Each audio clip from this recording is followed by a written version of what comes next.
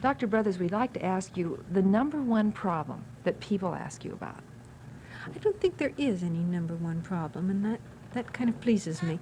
One of the reasons why I do lectures in various parts of the United States is because in the question session, I get a playback of what people are thinking about and what they're worrying about. And so, it varies all over the lot. About a very frequent problem is indifference on the part of the husband to the wife, that is, the wife's complaint about that, and sexual incompatibility on the part of the husband.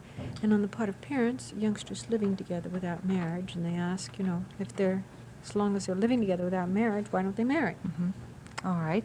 I'd like to ask you a question that I'm sure you're asked all over the country. What is your stand on the Equal Rights Amendment? Are you in favor of its passage? Very much in favor of its passage. It's been over 13 years since it's been against the law to discriminate against women as far as jobs are concerned. Years ago, it cost $3,500 a year to be a woman. That's the differential between what a man is paid and a woman is paid for the same job in all different jobs. Now it costs $5,000 a year to be a woman. So if we go case by case by case by case, you and I won't see true equality in our lifetime. Because of your stand, and many women in your position, as admired as you are afraid to take a stand, are you often accused of being a women's libber because you take this stand? I've been accused of being a women's libber. I've been accused of being anti-women's lib.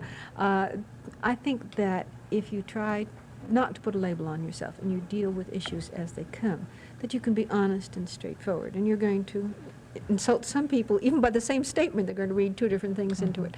But this has been the way I am. I just try to be as honest. I don't try to be as popular as I can be. All right.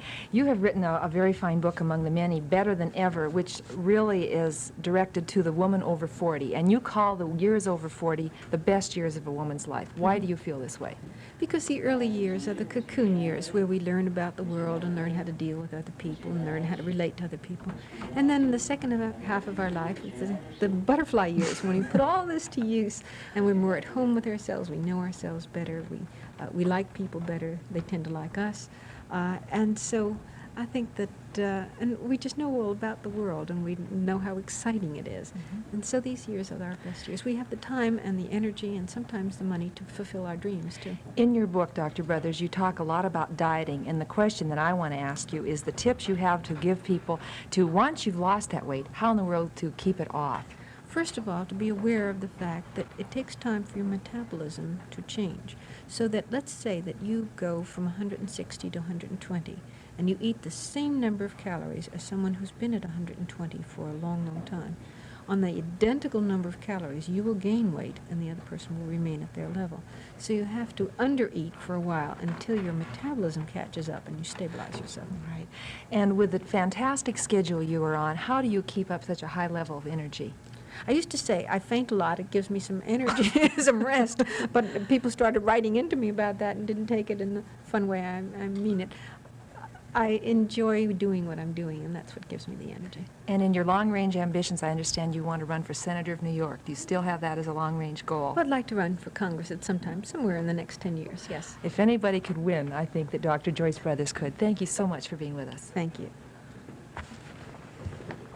All right, thanks a lot. That was wonderful. Oh, and if you...